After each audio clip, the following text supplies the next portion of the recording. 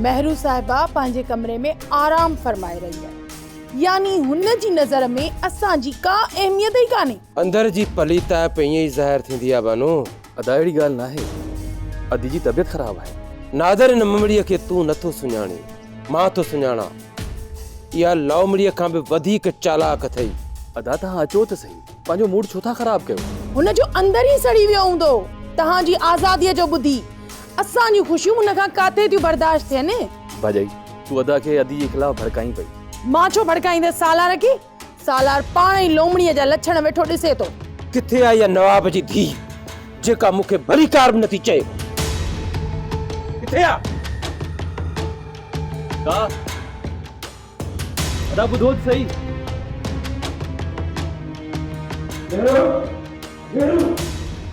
मेहरू तूं एतिरी मोतबर थी वई आहे जो मूंखे भलीकार बि नथी चई ऐं आज़ादी जी मुबारक बि नथी ॾिए। मुबारक? केड़ी मुबारक? तू को हज करे आयो आहीं या को उम्रो करे आयो आहीं या वरी को कप वप खटे आयो आहीं जो तुझो वेलकम कयां? हां तुझे होते दुश्मन जी का जरूरत ही काने का। बेगुनाह आहियां मां, बेगुनाह। हाशिम खान मुते कूड़ा केस हणाया, मूं को बि क़त्ल नाहे कयो। तो कत्ल कयो आहे पिरह जे अरमाननि जो, उन जे एहसासनि जो।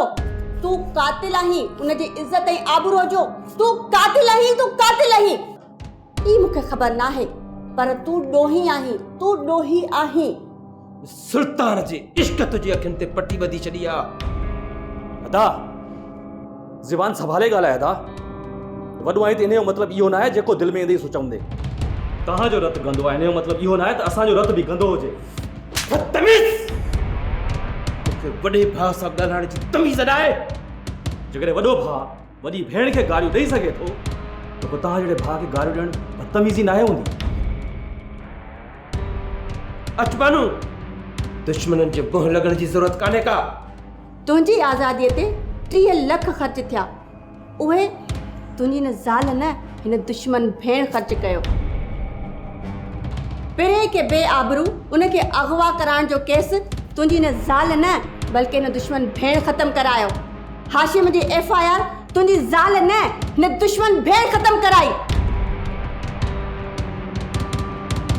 अच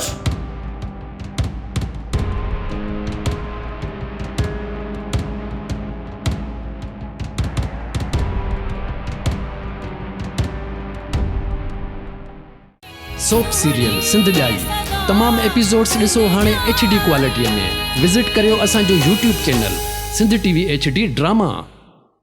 सब्सक्राइब कयो असांजो official YouTube channel Sindh TV HD drama ऐं वधीक अपडेट लाइ बेल आइकन खे क्लिक करियो।